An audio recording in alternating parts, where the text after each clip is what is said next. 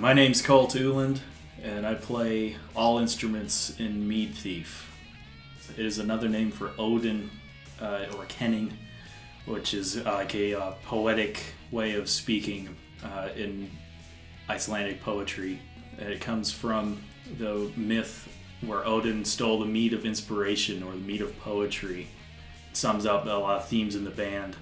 A lot of epic themes are in the lyrics, so I thought that was a good name. Mead is honey wine, often used for religious purposes in European pagan rituals.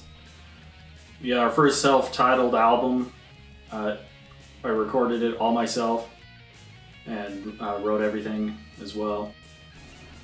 A lot of people, when they hear that you play heavy metal or metal, they're gonna think of a certain kind of sound that is more along the lines of maybe thrash or death metal or black metal, something very extreme version of metal.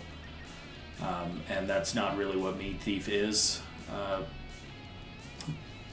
So when people hear it, a lot of people are surprised to hear singing and not screaming or growling. And it's melodic, and it surprises people sometimes. It's usually a good surprise.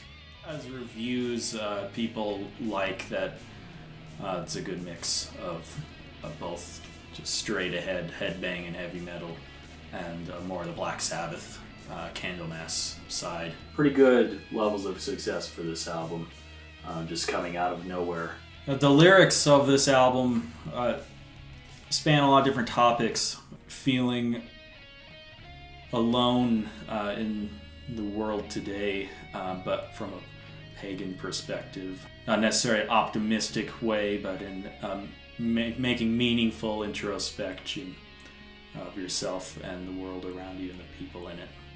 There's a nature element to it as well. A few epic songs like Whispering Whites or God of the Sword. And those are very pagan. Whispering Whites is about land wights or spirits of land. God of the Sword is about Tyr. But then there's other songs that are more introspective, like Reach for the Sun is talking about friendships, being betrayed, rejecting Christianity, and replacing it with who you really are, which is pagan. Just pondering how you got to the point you're at, or how I got to the point I'm at. So a lot of themes, a little introspective and pagan. When the battles first began, I was quick to draw my sword. And now it's gone so long, so I have a friend in Australia who he came up with the concept and hand sketched it. His name's Sean Andrew Knight. I took his concept and I took it to the label who released the album, Rotten Shape and Dawn Rider, and they're both really great artists. They make a board game called Cave Evil, and I really like their art style, so they took that concept that Sean made and just made it even better. It's a mead horn. It's not a trumpet or a bugle. It's just dripping mead. It just looked cool. Does kind of look 80s a little bit, or some people thought it looked like an arcade game, from the 80s. You have that kind of modern, relatively modern kind of font, but a very ancient symbol, and tying it together really worked for the music and the themes I talk about in Mead Thief. They're friends of mine. When Rotten Shape and Dawn Rider, when they heard the music I was doing, they offered to do a release on cassette, and that has really helped a lot. Having a physical product that you can give people, and that it helps people connect more with it. They're pretty involved. They don't help me write anything, but what they heard they just really liked and wanted to get involved, and have been pretty tied from almost the beginning. They're involved with making it available to people in a physical format, and do a little bit of promotion as well. And they've been sending it out all over Europe primarily, and in the US too. CD, basically what we were looking at was just a slip case, just a little cardboard case, and I couldn't put any lyrics in it. But with cassette, you can have all these lyrics and all the credits and everything, and bonus material too. So I liked cassettes for that, because it meant I could put lyrics and credits in the album, which I couldn't really do, at least not to the same extent on CD. And I liked the cassette format too, because this really is an album. It's not. I didn't write it to be song by song, maybe like other bands do. I really tried to make it a cohesive album. And on cassette, you can't really skip tracks. Well, this album is available on Bandcamp, and it's also available on KVevil's website. I definitely prefer having one, because it just means more people are going to hear it. A lot of bands act like they're in a they're a better band because they do everything themselves, from recording to playing gigs, and they don't have management and not having any support from anybody else. And that's cool, but I don't think that means you're a better band. I think that just means you're working with what you have. If it's a good label, then they will only help. I make music for people to hear it. I don't make it because I just want to listen to it by myself. I want a lot of people to hear it, as many as possible, while still keeping the integrity of the music good and true to what it really is, which is heavy metal and doom metal sometimes. The album was all me playing everything, and I really write music primarily to be heard on an album. And we've played live. I had got a couple guys to play drums and bass, and I like playing live to an extent, but right now it's really an album kind of band. I would like to do live shows again, and for that, yes, I would definitely get a drummer and a bass player at least. I wouldn't use backing tracks live at all.